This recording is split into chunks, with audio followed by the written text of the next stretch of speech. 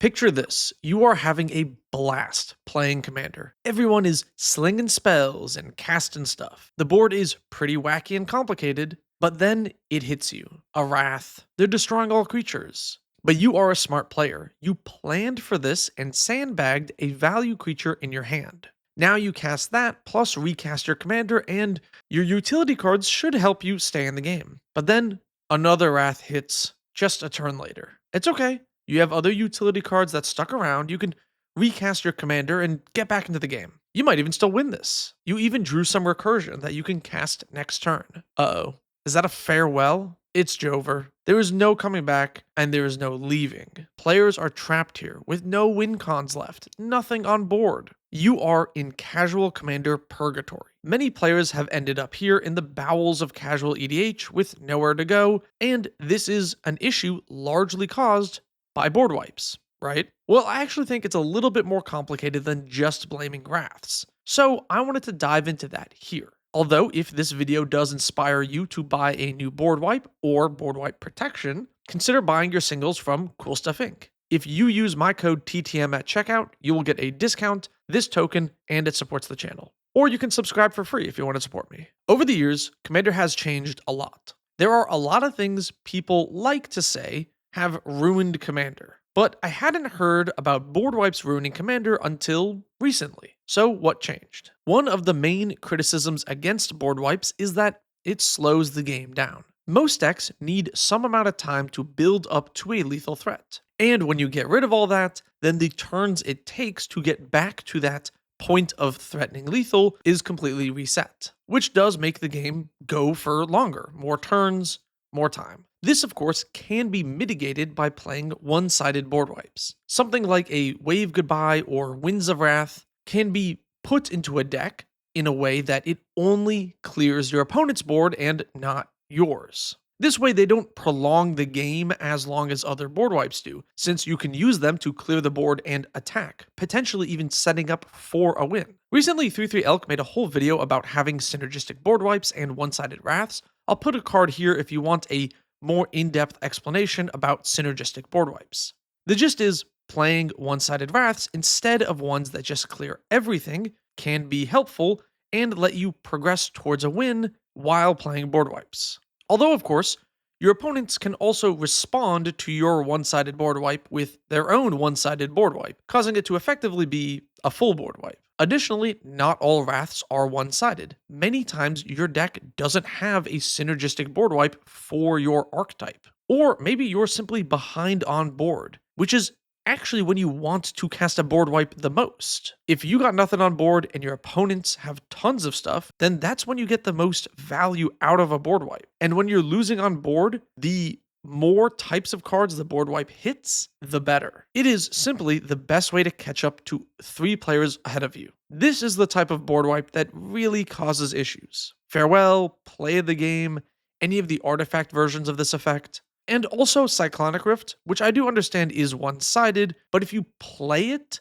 when you don't have the ability to pressure your opponent's life totals, just like any one-sided board wipe, it does still slow the game down without actually pushing towards a win. Again, still better than playing a non-one-sided board wipe. I'm just pointing out that they can still prolong the game depending on the situation. Now, destroying all creatures is one thing, but these complete board wipes are very different. They're much harder to break parity with, because even a Spellslinger list usually wants some support cards in play. But again, these are the best board wipes to play from behind. These are the board wipes most players complain about, because they are the most powerful. For a long time, Cyclonic Rift was honestly a real outlier. The ability to clear everything and get around indestructible was pretty rare. For years, Merciless Eviction was a real commander staple because it had the ability to exile all of one thing, and that flexibility made it really good. This card, though, is completely dead because of Farewell. And it's not just Farewell, by the way. We have lots of powerful new Wraths. Withering Curse and Game Over are some of the lowest cost hard board wipes we've ever seen. I know they require some synergy, but still, 3 mana is pretty efficient. You used to have to lose half your life total to do that.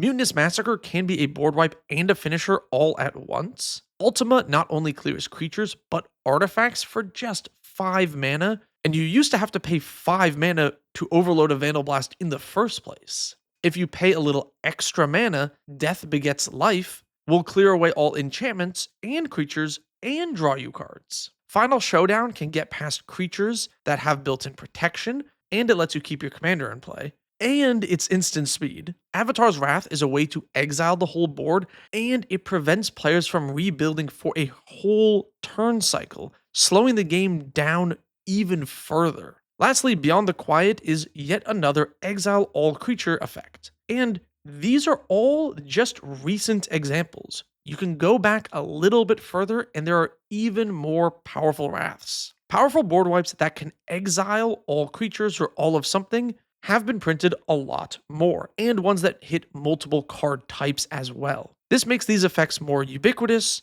and board wipes just more powerful. Even if you're playing against a brand new player who's on a budget and might be building with random cards that they cracked from packs, they still might easily have some of the best board wipes ever printed in their deck. These types of effects used to be pretty uncommon, and now they're everywhere. So then, are board wipes a victim of power creep? I mean, they kind of are, right? The power of threats has also gone up. There are more threatening board states faster than ever before. More cards that snowball and continually go wide or tall. It used to be an Avenger of Zendikar is what called for a board wipe back in the day, and that was 7 mana. Now Adeline can quickly make you wish you had a Blast Act. And that's a 3-drop that can be in your command zone. This is why Wraths were powered up to match the power level of threats, which also means protection spells needed to be powered up as well. More removal than ever now exiles, an effect that used to be somewhat rare. So Indestructible isn't nearly as good. And if it's an exiling board wipe, Hexproof isn't as good either, which means phasing has been brought back as a way to power creep protection. All this power creep does, though, is lead to worse games. Because threats are better, removal gets buffed, which means protection gets buffed. The issue is this rock, paper, scissors type effect doesn't work all the time. If you don't actually have the protection, then their buffed up removal is just way better and completely wipes your board. And we don't actually have that much of the buffed up protection. It's not really in all colors. Whereas powerful board wipes are in more than just white, and there's way more wraths printed, leading to these limp games where 3 wraths are cast and nobody really accomplishes anything. To be clear, I do think having tools to control the pace of the game is a good thing. I think making slower, weaker decks more viable by buying extra turns can be good, and it's actually pretty in line with how casual EDH should be played, playing your jank old stupid cards. This is why I would never advocate for limiting the amount of board wipes or saying you should play none. We do want jank strategies to have time to find their silly pieces and actually play the game when they fight against these power crept crazy cards recently coming out. So does that mean wizards should make more Teferi's protection level spells? Honestly, I would not like that. And I don't think that is the direction they're going, luckily. In fact, I feel like Wizards realizes they messed up a bit with the whole board wipe thing.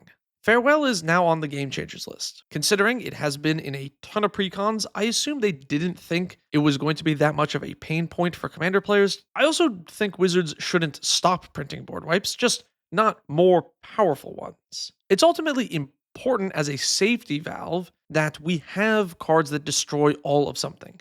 We have Final Act, which destroys all battles. Even though this mode is functionally useless now, it might be relevant in the future. And then we're going to be glad that we have a way to clear all battles if needed. Ultimately, as players though, we really can't rely on Wizards to fix the board wipe issue. Beyond banning these cards, which they won't do, we can't really unprint Farewell or Cyclonic Rift. And those cards are still pretty ubiquitous, so it would be difficult to get everybody to just stop playing them. Speaking of which, why is Rift never in a precon but Farewell gets to be in like a bunch of them? Kind of weird, right? Anyway, not the point of this video. Now, luckily, I do think as players, we can avoid the problems caused by Wraths. I feel like many people think the solution is just to play no board wipes. Although yes, this does reduce the chances we end up in casual Commander purgatory, it also means your deck has no catch-up mechanic. Sometimes you are in a losing board state, and that means you're just going to get thwacked by every creature and lose, because you probably don't have the spot removal to actually prevent people from taking you out of the game when you fall behind. So yes, even in an aggro deck, you probably want some amount of Wraths. I think playing literally 0 is just a bad idea. It'll lead to a lot of other unfun games. If every game is everybody putting a ton of things on board, no one being able to remove them, and you just wait for whoever top decks the Craterhoof Behemoth first, it's not that exciting, is it? Not only that, but with the increased power of enchantments and artifacts these days, it is more important than ever to have a way to actually clear those. That said, of course, you can't avoid playing the board wipes that clear everything at once. Playing a Bane of Progress and a Wrath of God might make for faster games than playing a Farewell, letting you clear what is relevant and leaving the rest. Although, of course, this is less efficient and less powerful, so it's difficult to enforce this in any capacity. Especially because if you are not super familiar with the game, it's hard to police yourself and adjust your commander deck to create these more fun games, whatever that means, by not playing the lame unfun card. And new players just might not get that, especially because the lame unfun card is in the precon. So if everyone is on these wraths that clear everything, the real solution is sandbagging. Simply don't empty your hand. Easily, one of the most common ways players lose commander games is dumping their hand, getting hit by a board wipe, and having nothing to do for the rest of the game. Instead, if you simply hold an extra piece in hand or don't cast your commander immediately, you can oftentimes bait out the first board wipe and recover a lot faster. Another thing to consider is card draw. If board wipes are more prevalent and powerful, then you need more cards to counter that. Card advantage will help you get past top decking and back to building your board. Board wipe heavy decks can still work in EDH and not be too annoying to play against. I've been fiddling with Boros control decks for quite a while now in EDH. This version with Flage is currently running 6 Wraths, but the deck can still push for a win very fast. I'm taking a page out of Snail's book here and playing a counterweight commander. One of the weaknesses of control decks is casual commander purgatory, where you can't actually progress the board state that much and actually push for a win, because you've cast a lot of wraths, but now every player just wants to chase after you as soon as they find anything to deal damage. Flage takes care of that. This commander does real damage. When partnered with a Slayer's Stronghold, you can easily wrath and then bring the commander back via escape and swing in that turn. This commander puts on a lot of pressure and actually closes out games quite fast, making it so players don't need to wait around for me to actually win once resources are low. I also have cards that let me draw a ton in the late game. Something like a Mind's Eye or Memory Jar or the new Restoration Seminar are all rather slow cards. But this is casual EDH, where I can play slow cards that get value over time and go from nothing to a full board state relatively fast. I do understand this is a control deck, but these types of big value cards can help board wipes not slow the game down as much, even if you're not in a control deck. Wizards have printed tons of crazy busted board wipes, but also some of the most insane value engines we've ever seen. And in theory, that should help counteract the effect of board wipes. We also have more tools than ever to clear the board in a roundabout way without using board wipes. It might feel like you need a wrath every single turn to keep up with how threatening boards can get, but you don't actually need a wrath specifically. Goad is one of the best ways to get around a big board without clearing it. Take the Bait, Taunt from the Ramparts, and Illusionist Gambit are all cards that can be easily played to buy you a turn or two without actually clearing the board. Pillow Fort cards work similarly. A Ghostly Prison, Crawl Space, or Kazul can make people think twice about attacking you. Recently, I've been using Ensnaring Bridge. In this deck, I'm not usually empty-handed, so it's not completely stopping all creatures from attacking. I often have 4 or 5 cards in hand. But it means the bridge simply stops the biggest creatures from swinging in for a couple of turns, and it lets my small tokens still chip in for damage as needed, allowing me to still progress my game plan and deal damage to my opponents without taking 15 from a massive creature on the swing back. You can kind of say the same thing about fog effects, although I usually prefer these Pillow Fort or Goad effects instead of fogs. Fogs often only stall the game for 1 turn, and unlike these other options, fogs don't progress the game at all, since no damage was dealt. Many Pillow Fort cards or Goad cards end up redirecting the damage so that players' life totals are still lowering without actually having you lose any life. So, did Wraths ruin EDH? Well, it's complicated. I do think that the increased number of Wraths getting printed and the power of those Wraths has meaningfully changed the landscape of EDH. The reason we see more memes and complaints about board wipes is because there are more of them than ever before. More powerful ones too. The effect it has on the format is felt by players. And I do think this initial increase in wraths is not great for the fun of the game. But people are adding these because the power of threats has increased. So it feels like you need a board wipe more often and faster than you did before. And in reality, that's because it's true. Commander decks win on earlier turns. They put more threatening creatures into play faster. That's why board wipes have gotten more powerful or feel like they needed to be. But I do think that this does mean players just need to adjust. Play more burst damage so you can turn the corner after a board wipe faster. Sandbag a bit more so these wipes don't take out all your resources. Play some of the other new things Wizards has added, like goad or forcing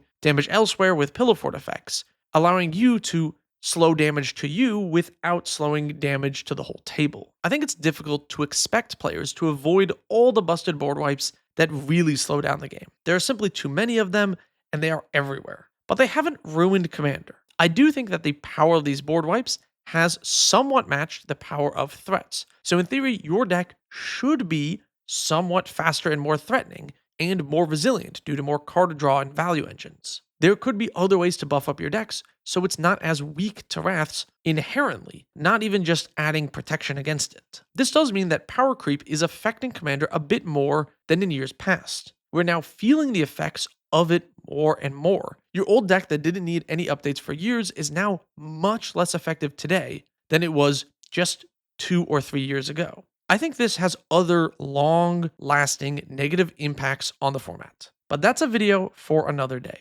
Mark asks, Mirror Mirror, I Chaos Warp my opponent's mountain into a Cityscape leveler to ask, how do you go about building value engines with stations from 5th Dawn? I think they look really cool, and I want to put them in my artifact deck. Alright, so first, you didn't need the Mirror Mirror here. This is not for the podcast. This was just for channel members to be in the Q&A at the end of the videos here. If you want to build around the stations, what you really need is to build around the trigger that causes them to untap. This lets you untap them a lot and then thus tap them to get a lot of value. The untap trigger is honestly almost as important, if not more important, than the tapping one, since you can oftentimes just loop something that you're going to sacrifice to them. So focus on that. Thanks for watching. If you want to be in the credits like my tier 3 patrons here, click the link below. If you want to ask questions like my channel members or patrons of any tier, link below to that or hit the join button here on YouTube.